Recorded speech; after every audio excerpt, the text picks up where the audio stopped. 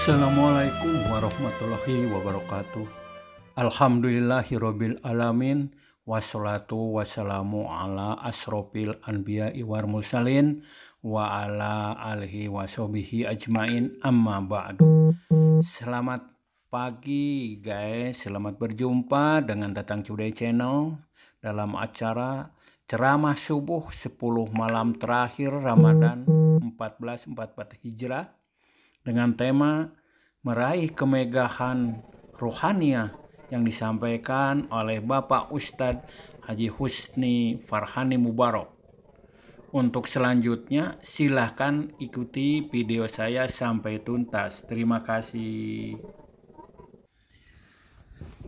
Baru saja kami tiba di Masjid Jami Al-Jabar yang ada di daerah Gede Bage, Kota Bandung. Saat ini kami sedang berjalan menuju lobi utama Masjid Al-Jabar. Kondisi cuaca pagi ini dalam keadaan hujan rintik-rintik, sehingga kita perlu hati-hati melewati jalannya menuju ke pintu utama karena ditakutkan agak licin. Kami beserta tim sekitar 12 orang yang coba mengikuti ceramah rutin 10 malam terakhir bulan Ramadan ini. Mudah-mudahan bisa bermanfaat.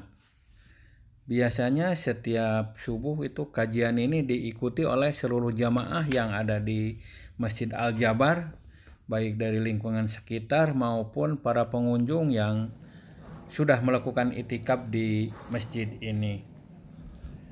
Kelihatan masjidnya begitu megah, kelihatan dari depan, dan ini luasnya sekitar 1 hektar khusus untuk ruangan masjidnya saja, dan diperkirakan bisa menampung kapasitas jemaah sekitar kurang lebih 15.000 orang.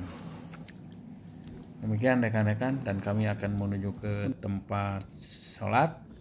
Kami akan melakukan sholat sunat dulu, yaitu sholat sunat tahiyatul masjid sebelum melaksanakan sholat subuh dan acara ceramah pagi ini yang dibawakan oleh Ustadz Haji Husni Mubarak. Ini suasana masjid begitu luas ya, sehingga nampak indah sekali. Saya lihat ornamen serta desain dari masjidnya cukup unik dan cukup bagus ya. Tampak megah, kokoh, kuat dan modern, sehingga kami dengan teman-teman menilai bahwa masjid ini saat ini adalah masjid termegah di Indonesia barangkali yang ada. Bukan soal besarnya, tapi ornamen, desain dan tata ruangnya yang cukup bagus. Bisa dilihat rekan-rekan di depannya suasana di dalam masjid seperti ini. Demikian, sebentar lagi kita akan mengikuti ceramah dari Ustadz Haji Husni. Silakan ikuti video saya. Alhamdulillahilladzi ja'ala syahra Ramadan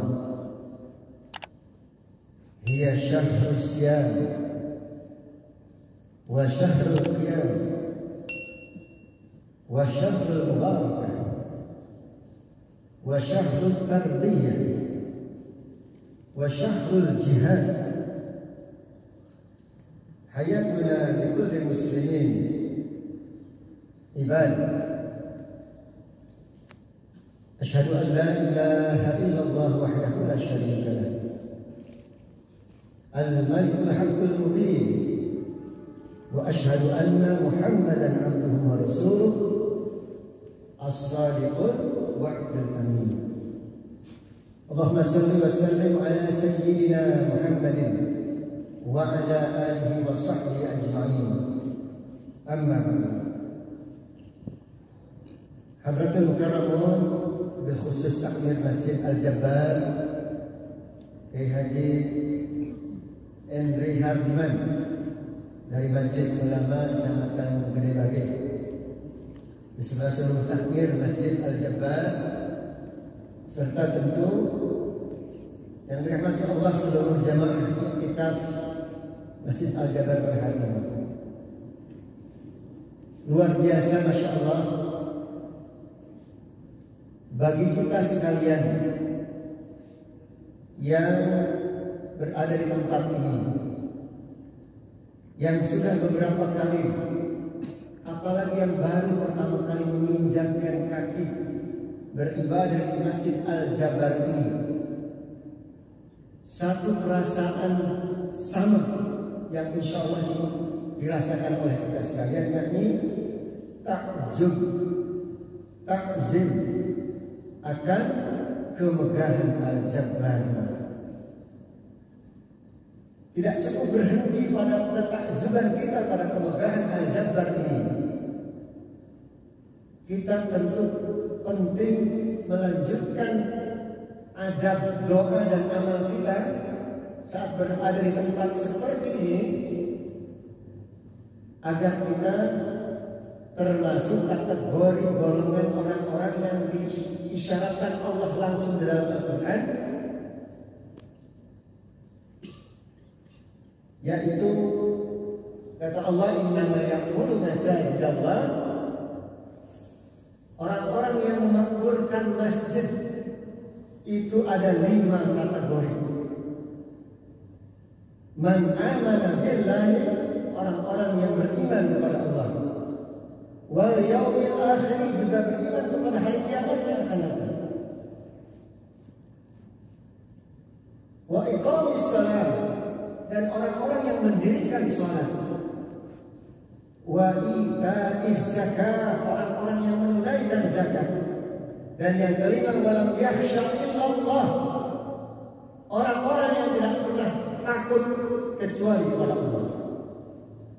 5 kategori insya Allah mudah-mudahan ada pada diri kita sekalian hari ini, agar kita termasuk golongan orang-orang yang memakmurkan masjid dalam pandangan Allah Subhanahu wa Ta'ala. Kategori kedua, pada suasana seperti ini kita juga patut untuk berharap masjid ini la masjidun ussisa ala taqwa, masjid yang didirikan atas dasar takwa, bukan atas dasar lainnya. Yang cirinya kata Allah dalam lanjutan ayatnya adalah berisi orang-orang yang mau membersihkan dirinya dari berbagai noda dosa yang tidak pernah lepas dari bagi kita sekalian. Maka itulah ciri yang ada di tempat ini, ussisa ala taqwa, yang sudah beberapa kali ini yang mudah-mudahan, apalagi yang baru pertama Allah melakukan dijalankan pada keduanya, beribadah di Masjid Al-Jabbar ini dan selamat sebagai orang-orang yang satu perasaan sama yang insya Allah dirasakan oleh kita sekalian. Yang adalah takjub dan iktikaf Masjid Al-Jabbar ini Allah Subhanahu wa Ta'ala akan kemegahan Al-Jabbar. Ternyata tidak cukup dengan tidak cuma berhenti pada ketakjuban kita pada kemegahan Al-Jabbar. Kemegahan itu dalam pandangan kita boleh kita penting melakukan istijab doa dan dalam bahasa Sunda tohaga bagi kita sekalian identifikasi dari satu bentuk bangunan dari tempat ini yang kuat kokoh besar yang sudah beberapa kali kemegahan, apalagi yang baru yang secara fisik sudah selesai beribadah, yang juga amat penting, bahkan justru lebih penting adalah bagaimana kita mampu menghadirkan kemegahan rohaninya di dalam diri kita sebagai seorang mukmin. Jadi harus seimbang, beribadah di tempat yang megah, rohaniahnya juga harus megah. Jangan sampai sebaliknya, rohaniahnya kosong. Bagaimana rohaniahnya kosong? Jangankan di Masjid Al-Jabbar ini, tiga masjid utama yang disyariatkan dalam sunnah Nabi, yakni Masjidil Haram, Masjid Nabawi, dan Masjidil Aqsa, banyak orang yang di sekelilingnya bahkan berbuat maksiat, melakukan kejahatan-kejahatan besar. Itu di sana, apalagi di sini.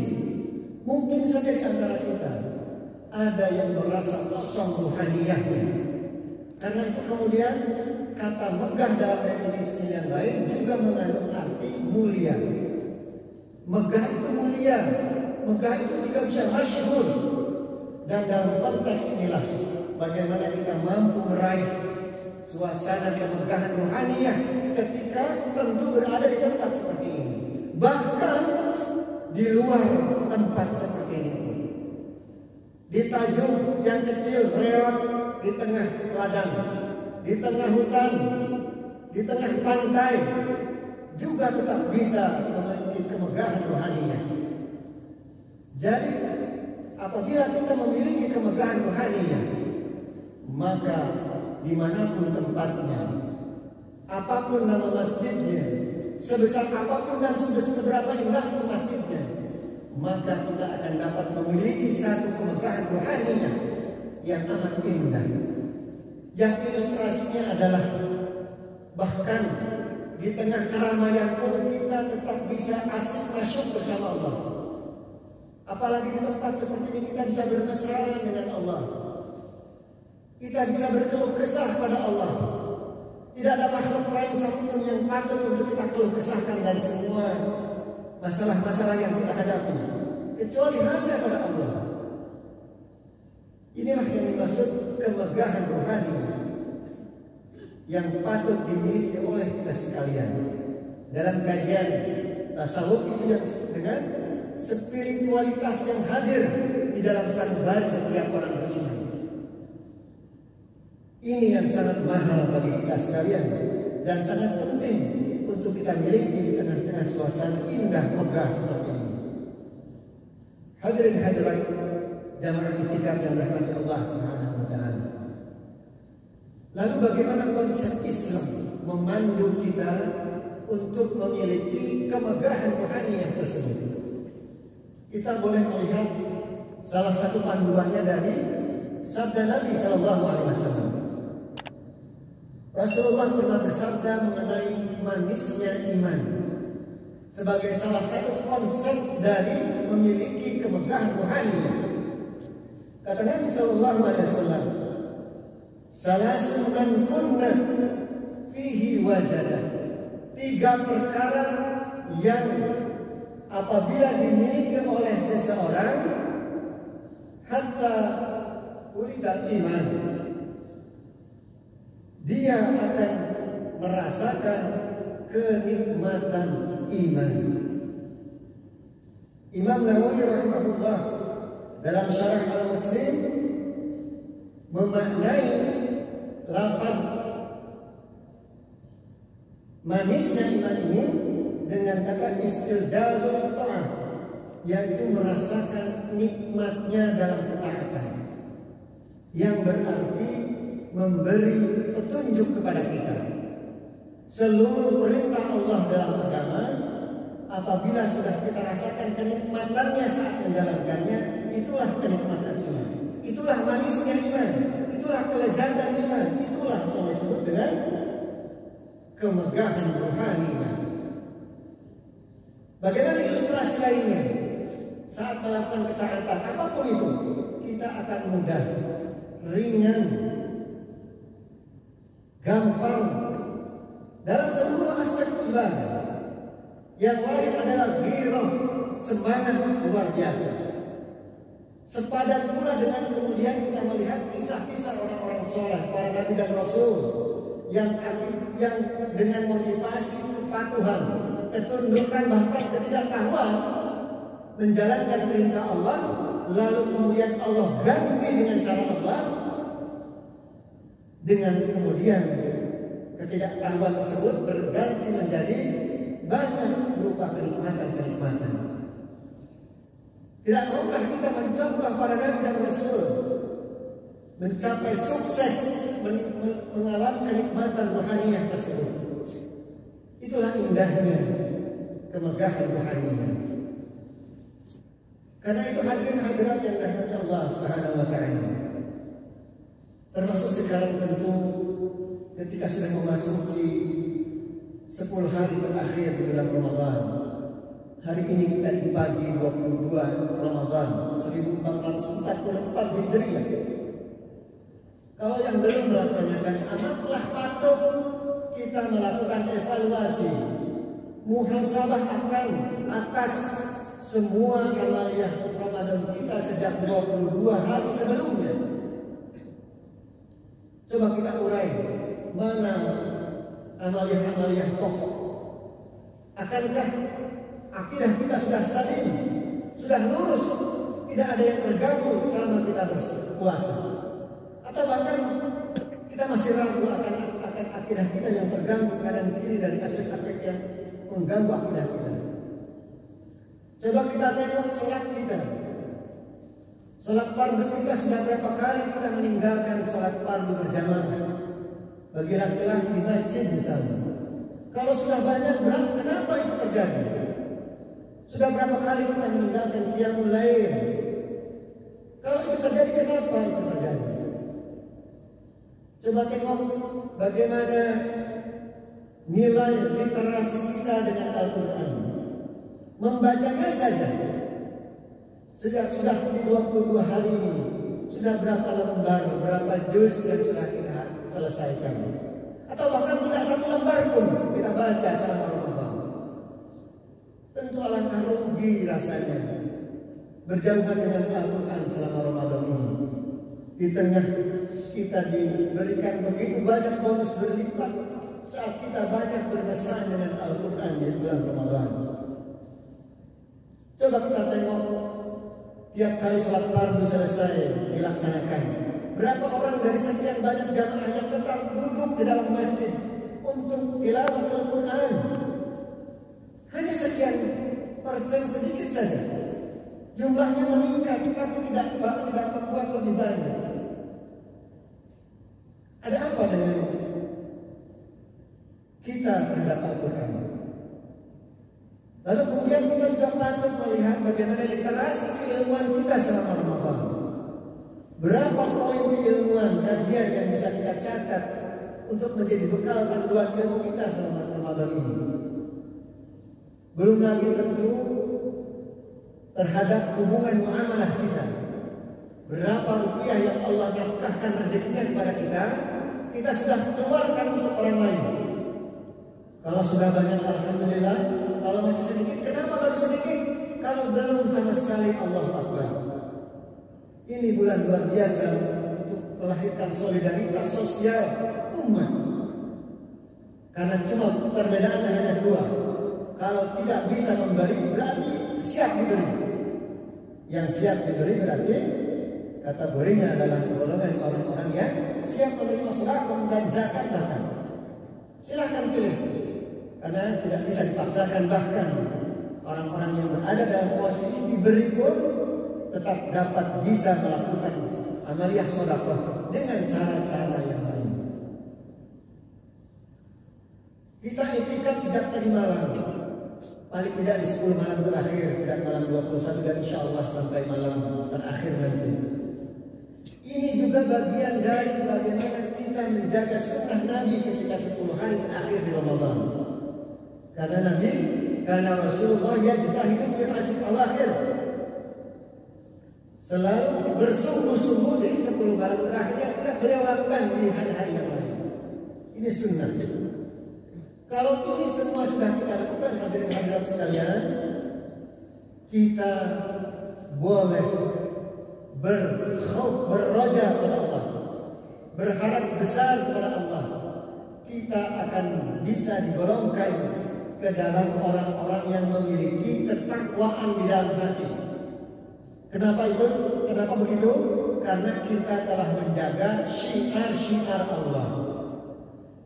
Firman Allah di dalam Al-Quran surat Al-Hajj, "Dzalika wa man yu'azzim sya'airallah fa innaha min taqwal qulub." Orang-orang yang menjaga dan mengagungkan syiar-syiar Allah adalah orang-orang yang di dalam hatinya terbit satu ketakwaan di dalam hati. Jangan lupa kemudian Nabi SAW dalam salah satu hadisnya menyebut at-taqwa hahuna, kata Nabi. Takwa itu sambil menunjuk ke dadanya. Berarti maksudnya adalah takwa itu hakikatnya di dalam hati.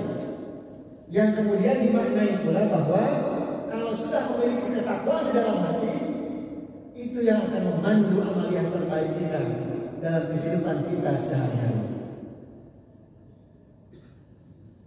Syekh Umar dalam tafsirnya terhadap ayat tadi menggambarkan bahwa yang dimaksud sya'airullah atau syiar-syiar Allah contohnya adalah justru dalam aktivitas i'tikaf ini.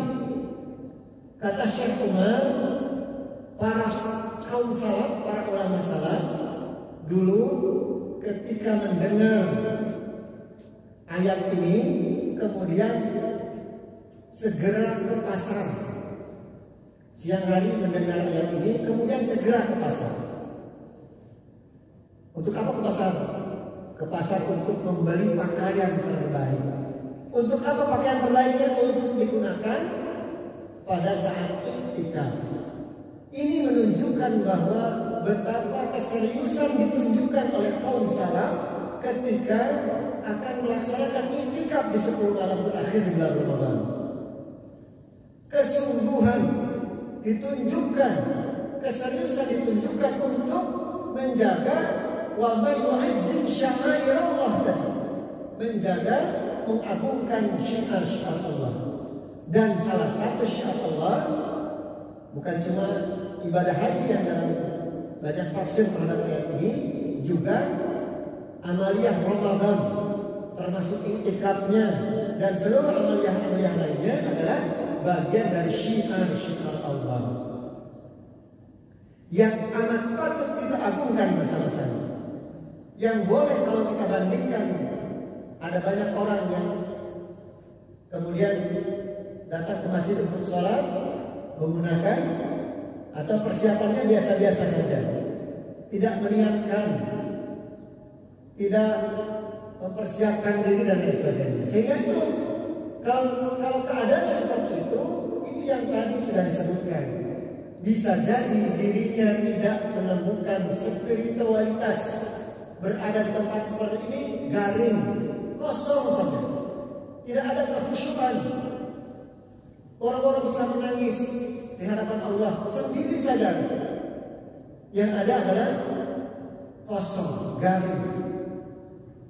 Itu tidak menemukan spiritualitas di dalam jiwanya ketika tidak mengagungkan syiar-syiar Allah. Dan oleh karenanya hadirin hadirat jamaah i'tikaf yang dirahmati Allah Subhanahu wa taala, pada akhirnya juga ketakwaan hati sebagai pemandu amaliyah kita juga tidak boleh kita lupa bahwa janji atau bonus Allah kepada orang-orang yang bertakwa amat sangat indah dan kita butuhkan semua. Dalam ayat 1000 dinar yang masyhur, kita semua sudah mafhum bahwa janji Allah bagi orang-orang yang bertakwa paling tidak ada 3. Yaj'al lahu min amrihi yusra. Wa man yattaqillaha yaj'al lahu min amrihi yusra. Bagi orang-orang yang bertakwa segala urusannya dimudahkan.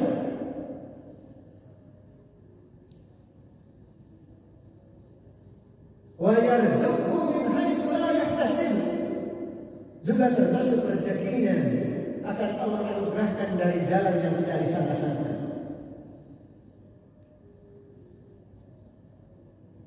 Wa may yattaqillaha yaj'al lahu makhrajan. Bagi orang-orang yang bertakwa pasti juga memiliki masalah. Yaj'al lahu makhrajan, Allah berikan jalan keluar terbaik. 3 bonus dari Allah. Jalan keluar terbaik, urusan dimudahkan dan diberikan rezeki yang tidak disangka-sangka. Ini bonus dari Allah terhadap kita kalau digolongkan sebagai orang-orang yang bertakwa. Mudah-mudahan dalam padanan terbaik alumni Ramadan akan menjadi kaum yang bertakwa sepadan dengan apa yang dimaksudkan dengan min taqwal qulub tadi. Sama-sama menuju kepada gelar takwa yang itu akan kita lahirkan dari suasana keseharian ibadah kita, termasuk seperti tadi bagaimana kita meraih kemegahan ruhaninya dalam setiap ibadah kita. Dan kita juga tidak boleh lupa konsep agama kita, ibadah itu maknanya luas. Hayatuna kulluha ibadah, kata para ulama. Semua aspek kehidupan kita adalah ibadah. Tidak hanya ibadah formal, sholat kita, saum kita, zakat kita, haji kita, dan lain sebagainya. Kita senyum juga ibadah. Kita ke kamar mandi juga ibadah. Menyiapkan berbuka dan sahur juga ibadah. Apalagi menjadi takmir masjid, menjadi jamaah masjid, dan lain sebagainya. Mudah-mudahan di penghujung Ramadan, di hari ke-22 ini, hari akhir, Allah memberikan kemudahan, kekuatan, bahkan kelezatan dan kenikmatan sehingga kita meraih kemegahan ibadah di mata Allah Subhanahu wa taala. Amin ya rabbal alamin. Hadirin hadirat yang dirahmati Allah Subhanahu wa taala. Demikian untuk biasa diugikan rukinan sikap Pak Kiai, saya langsung ya, karena ini kultum berarti tidak ada tanya jawab ya. Insya Allah Allah akan memudahkan kita untuk kembali berjumpa di baik di sini maupun di tempat lain untuk kita kembali mengkaji ilmu-ilmu baik hikmah-hikmah agama kita. Mudah-mudahan Allah memberikan kemudahan bagi kita sekalian. Akhirul kalam, hadanallahu wa iyyakum ajma'in. Assalamualaikum warahmatullahi wabarakatuh. Demikian acara ini disampaikan. Semoga video ini ada manfaatnya bagi saya khususnya dan bagi rekan-rekan semua pada umumnya. Akhir kata saya ucapkan subhanakallahumma wa bihamdika asyhadu an la ilaha illa anta astaghfiruka wa atubu ilaik. Wassalamualaikum warahmatullahi wabarakatuh.